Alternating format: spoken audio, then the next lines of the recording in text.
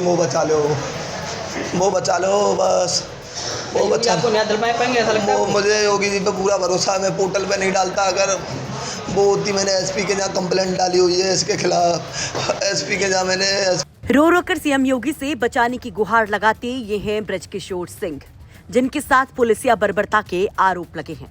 जो आरोप ब्रजकिशोर लगाते हैं वो किसी को भी खौफ से भर दे। आरोप मथुरा के गोवर्धन चौकी इंचार्ज कपिल नागर पर है कि रुपए न देने पर उन्होंने युवक के प्राइवेट पार्ट पर कई हमले कर बर्बरता से पिटाई की। पूरा मामला कब का है, क्या है, तफसील से बताएंगे। पीड़ित के दहला देने वाले आरोप भी सुनवाएंगे, लेकिन पहले ये तस्वीरें देखिए कि कैसे अस्पताल के फर्श पर पड़ा ये शख्स तड़पता रहता है, चीख चीख कर खुद को बचाने की गुहार लगाता रहता है। उसको संभालते माता पिता बेबस से रोते रहते हैं। बेटे के ज्यादा तड़पने, गुहार लगाने पर पिता बेटे को बाहों में भरकर उसे हौसला दिलाते हैं और ये तस्वीरें वायरल हो जाती हैं। लोग सिस्टम पर, पुलिस पर सवालों की तोपे दागने लगते हैं। सवाल पूछते हैं कि क्या सीएम पोर्टल पर शिकायत करने पर अधिकारी खौफ से नहीं भरते? क्या पुलिस इतनी मनभड़ हो गई है कि न कानून की मर्यादा, न शासन का डर? अब पूरा मामला जान लीजिए, इस परिवार की पूरी कहानी सुनिए। दरअसल गोवर्धन के माधुरी कुंड के रहने वाले प्रहलाद सिंह का प्रॉपर्टी को लेकर अपने पटीदार से विवाद चल रहा है। जानकारी के मुताबिक इस विवाद की वजह से करीब 1 महीने पहले दोनों पक्षों में बवाल हुआ था। आरोप है कि दूसरे पक्ष से पैसे लेकर दूसरे पक्ष की शिकायत पर पुलिस ने प्रहलाद सिंह के खिलाफ रिपोर्ट दर्ज कर दी थी। पीड़ित का आरोप है कि इसी मामले में समझौता करने के लिए पुलिस कर्मी उस पर दबाव डाल रहे थे। उनसे 20,000 रुपए मांगे जा रहे थे।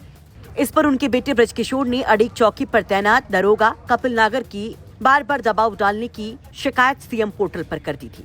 पीड़ित का आरोप है कि सीएम पोर्टल पर शिकायत करने के बाद चौकी प्रभारी कपिल नागर गुस्से से तमतमा गए। कपिल नागर ने प्रहलाद और उनके बेटे ब्रजकिशोर को चौकी पर बुला लिया और इस दौरान पुलिस ने ब्रजकिशोर को हिरासत में लेकर उसकी बेरहमी से पिटाई कर दी।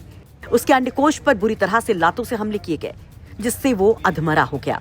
अब वो रो रो कर सीएम से इंसाफ मांग रहा है। कहता है कि उसकी जिंदगी ही पुलिस वालों ने तबाह कर दी। ब्रजवासी, इनसे हमारा चल रहा है 1-1.5 महीने से। हमारा सिविल में, कोर्ट में वो चल रहा है मुकदमा। इन्होंने जबरन किया और एसआई को पैसे दिए। मेरे से भी 20,000 रुपये मांग की इसने और मेरे से बोला, मेरे से गुजर कहते हैं और मेरे को गुजर कहते हैं। तूने पोर्टल पे क्यों डाली मेरे खिलाफ? राजीनामा ले, पहन के लौड़े राजीनामा ले। मेरे कपिल नागर एसआई। कौन से थाने से? ये गोवर्धन थाने से एसआई है। चौकी से? चौकी इंचार्ज है अड़ींग का। और इसने मेरे यहाँ मेरे पोतों में लाद दी और मेरे सूजन आ रही है देखो। और मेरे से बोला तुझे मार दूंगा जान से। और तूने मेरे खिलाफ योगी जी को कंप्लेंट डाली है पोर्टल पे। क्यों डाली? मैं तेरे को NDPS लगा दूंगा, उल्टी सीधी धारा लगा के बंद कर दूंगा, भूमाफिया लगा दूंगा। शौकीन जैसे कुछ तुम्हारी बहसबाजी चल रही थी, क्या बात है कोई? ओ मेरी बहसबाजी, अरे मेरे इससे मतलब बहसबाजी हुई थी। मेरे को पैसे मांग रहा था कि 20,000 रुपये दो और मेरे से बोला कि तू क्या कहते मेरे खिलाफ वो योगी जी को पोर्टल पे क्यों डाली? मैं बोला साहब तुम मेरे को, मेरी मम्मी को बिना लेडीज पुलिस के क्यों लेके आए? मेरी मम्मी की सिर फट गया था। हाथापाई किस किस से हुई तुम्हारे घर में? मेरे घर में मेरी वाइफ में तो हॉस्पिटल में था यहाँ। मेरी वाइफ, मेरी चाची, मेरी अम्मा, मेरी माँ मेरे साथ थी। अब तो पहले किस हॉस्पिटल में एडमिट किया गया? मेरे को पहले ले गया था यहाँ पे, पता नहीं उसने अपने हॉस्पिटल में ले गया था। पहले तो मेरे को बम्बे पे ले जा रहा था एनकाउंटर के लिए। और वो ले जा रहा था, उसने अपने बंदे भेजे थे। वो नहीं आया, अपने बंदे भेजे थे। बैठा से कहीं बैठा नाम हो रहा था, कोई फार्म हाउस है इसका बैठा में, और बंदे भेजे थे वहाँ से इसने मेरे को बम्बे पे इनकाउंटर करने के लिए। और बोला तेरे खिलाफ़ कोई मुकदमा नहीं है पर मैं अब लिख दूँगा और तुझे रहने नहीं दूँगा, जिंदा नहीं रहेगा तो। और मेरे से बोला, मेरे लठिया दी। और इसके साथ में सर घटना हुई है कि हमारी चचा मैचे चल रही थी। उसके बाद में वहाँ पे बुलवाया हमारे को, बच्चा को चौकी में इंचार्ज ने, कपिल नागर ने, और उसको बोला कि मैं अब कुछ नहीं कह रहा हूँ, उससे पूछताछ करूँगा, ऐसे क्यों कॉल करता है, क्यों पोर्टल पे डालता है मेरी, ऐसे क्यों वो करता है। उसके बाद में उसकी मम्मी भी थी, मैं भी था, लड़का भी था, उसका बाबा भी था, 3-4 आदमी थे हम गाड़ी। वहाँ के बाद में अंदर लेके हम सब बाहर निकाल दिए। बाहर निकालने के बाद में उसकी मारपीट शुरू कर दी। जब एकदम किच्चा मन भी थी जब हम खटखट करके नहीं खुलवाया करा, तो जब निकाला फिर भी कह रहा अभी क्या, अभी तो इसको साले को मार के छोड़ूंगा, अभी कुछ नहीं, अभी तो कसर रहेगी इसमें। पुलिस वाले से कोई विवाद चल रहा था तुम्हारा? क्या विवाद कुछ नहीं चल रहा, वो तो वही पे है कि तेने पोर्टल पे मेरे नाम पे वो डाल देता है। उस दिन झगड़ा हुआ तो तेने ऐसे क्यों कर दिया कि यहाँ आदमी मर गए, गोली चल गई, फटाफटाओ सर। तो ऐसे तो गलती से मिस्टेक थे, किसी से बच्चा से हो भी जाए, कर दिया हो कॉल, तो ऐसे थोड़ी होता है कि किसी के बच्चा को जान से मार दिया जाए या फिर बाद में भी धमकी दी जाए। तो अभी तो तेरे को छोड़ना ही नहीं है, मार के ही छोड़ूंगा तेरा पीछा। तुम तो ढंग दिखा रहे हो, ये दिखा रहे हो, वो दिखा रहे हो। ये घटना बनी कैसे, क्या कारण रहता इसका? ये तो ज़मीन के जड़ चल रही है सर, ज़मीन के ऊपर चल रही थी, उसके ऊपर दूसरी पार्टी है, उनकी वजह से, और जन क्या उनकी मिलावट है दूसरी क्या। पार्टी का नाम क्या है? एक पार्टी पहले जुड़ी हुई थी कोमल और भीषम घाटोली से, और दूसरी वो कोमल वाह ने हमारा केस चलने के बाद में वो अपने हमारे भाई था, उनके लड़का सुरेंद्र सिंह और रतन सिंह, उनके लिए वो ज़मीन दे दी। और जबकि हमारा सब कुछ चल रहा है, कब्जा भी था, उसके लिए बहनामा कर दिया। में घटना क्या बनी फिलहाल? घटना में यही करिए कि बुला के नहीं आ और मार पिटाई करिए बढ़िया तरह से। कह रहा है मैं कुछ नहीं करूँगा, पूछताछ करूँगा, मेरे पास ले आओ। अब मैं साधारण सैंपल में अपने बच्चा को उनके हैंड ओवर कर दिया। मैंने कहा लो सर, बच्चा आप अगर कितना भी मैं प्रयास करूँ कहीं भागे भी तो बच्चा आपसे जाएगा कहाँ। तो भैया की चोट कहाँ के आई है? चोटें आई हैं सर, पैरों में आई है, और जो मतलब यहाँ पोते तो सर बिल्कुल ही वो हो रहे हैं। और कल से कोई भी सुनाई नहीं हो रही है सरकारी में, यहाँ तक रास्ते तक लाएँ, फिर रास्ते में थे वो चले भी गए, और जाने के बाद में अभी कल थे ना कोई ऑपरेशन, ना कोई मेडिकल, ना कोई कुछ हो रहा, ना कोई सुनने को राजी। और ऑपरेशन कोई मेडिकल सरकारी में जिला में, हाँ फिर भी कोई वहाँ सुनने को यही ना है। बोतल लगा दिए, इंजेक्शन लगा दिए, वो तो पीछे से ही लगती आ रही, गोवर्धन वाली सरकारी में भी लगा दी, वहाँ से ले भागे, वहाँ से अभी तक वो पर्चा भी नहीं ले पाए। इतना टाइम नहीं मिल पाया कि हम पर्चा भी वहाँ फाइल में लगा। आपने थाने में करी थी? थाने में तो हम लेके गए, आधे घंटे पटके रखा सर।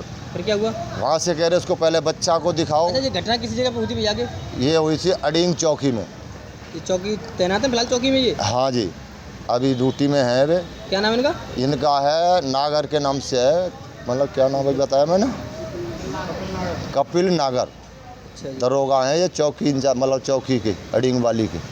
उन्होंने बुलवा के मेरे से खुद पे खुद और बच्चा को लेके आओ, ऐसे काम नहीं चलेगा, उसके बयान लिए जाएंगे, ये लिए जाएंगे।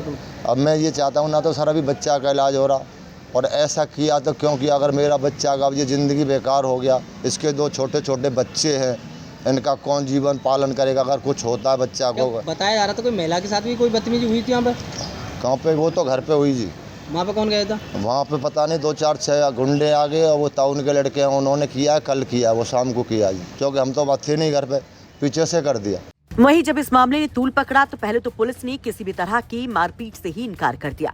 सोशल मीडिया पर इन आरोपों का खंडन कर दिया गया, जिस पर जब सवाल उठे तो पुलिस के अधिकारी कैमरे पर आए। एसएसपी का कहना है कि चौकी प्रभारी से पूछने पर उन्होंने इन आरोपों को खारिज किया कि आरोपी के साथ कोई मारपीट की ही नहीं गई, वो पहले से ही बीमारी से ग्रसित था।